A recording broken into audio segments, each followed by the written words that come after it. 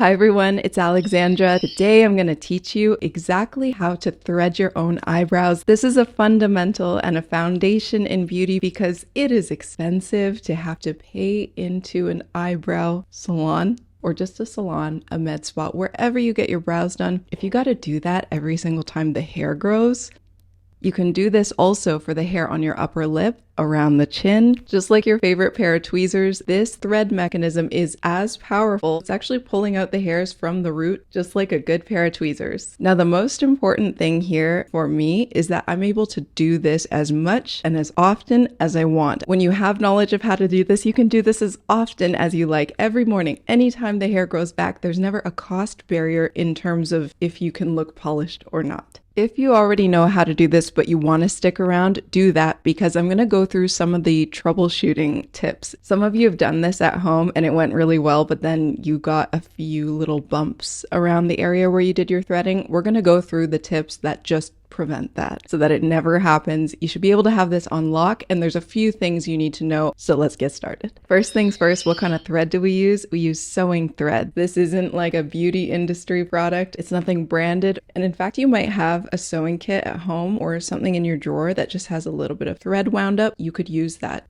Now, the first step is clean hands and a clean environment. And then finally, and perhaps most important, clean face. No matter whether you're wearing makeup or not, always make sure that when you do this, because there will be times you want to do this and just touch up real quick, but make sure every time that you thread your eyebrows or anywhere on your face for that matter, make sure it's always after you've just cleansed your skin, even if you're not wearing makeup. That is because we can't always see what's there, but there's often environmental factors that have laid their bacteria onto our skin, dust, pollution, all types of things. And some of these are the reasons why when somebody is going to use thread, they then find that they break out and they think, oh, okay, this is just part of it. It's not part of it. It doesn't have to be part of it. So make sure everything, including your hands, is clean. Now with your clean skin, make sure you don't add any moisturizer, at least where you're going to be threading. If you feel uncomfortable, add it to your cheeks or your forehead. Just avoid the brow area. If you're going to do your upper lip, make sure you're not adding moisture because that slip that it adds to the skin and that moisture that it adds to the hairs itself makes it kind of hard for the thread to pick up and pull the hair out by the root. It doesn't make it impossible, but I want you to have the best experience. Now it's time to create our thread mechanism. This is easy. We take some of this thread and tie it in a knot. It's probably a universal rule of thumb that the length of your circle should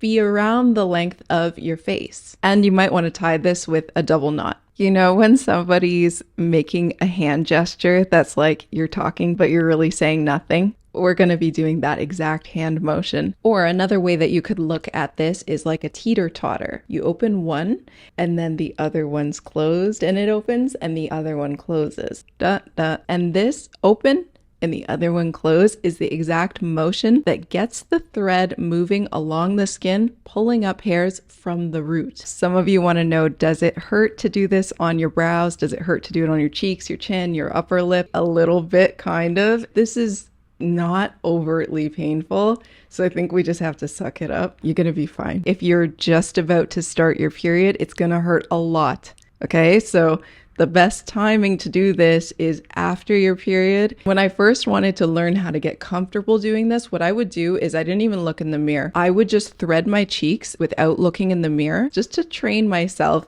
and just getting used to the feeling. Once you get the hand motion down, your first question is probably the same as mine. Where exactly is the thread going? That is what I started to wonder immediately when I started doing this myself. How do you know where to send that little thread? The thread that's removing the hair, how do you know to angle it so that it removes exactly the hairs that you want to remove and it doesn't end up uprooting your entire eyebrow? That wouldn't be good. But it is not an unpredictable thread. It's not something that we don't know where it's headed. Actually, the top thread, this thread is the one wherever it's placed is where the thread is headed. So this one is the one you want to keep your eye on. Now, the wonderful thing about removing hair from your upper lip It's that you never need to keep one. In all the years that I threaded my upper lip, it has never been that I was like, oh, wait, not that hair. I want to keep that one. There's never a hair there that I want to keep. But with the eyebrows, there's lots of hairs we both want to keep. In order to do that perfectly, you may want to make marks with little eyeliner pen, and that can serve as a visual guide so that you thread your brows into a shape that you can get on board with. But I think generally speaking, if you and I do this the same way, we're going to use this as a touch-up method. For those of you who are going to start doing this for good, I'm honored to be able to teach you. So thank you for watching this far into the video. This is also a good time to ask you to like and subscribe to my channel. This is something where, unlike tweezers, you're less likely to overshoot it. I don't know what it is about threading. It just produces a better, more controlled outcome. There's something about tweezers where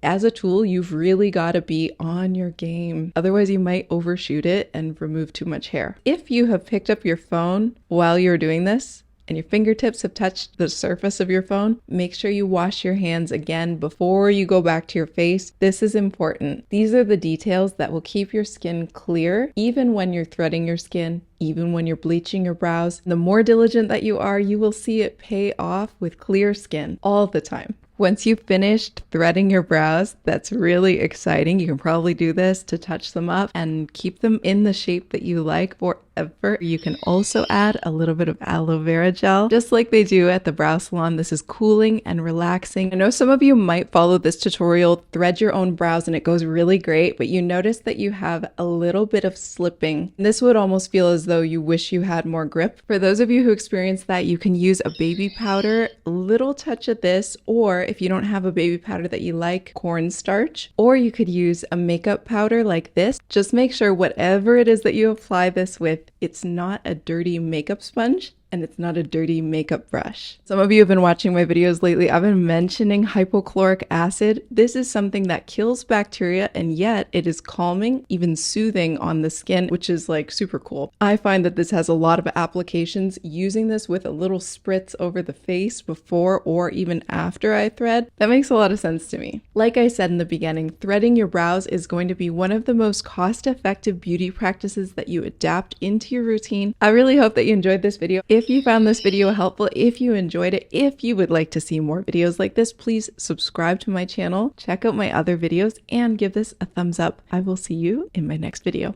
Bye!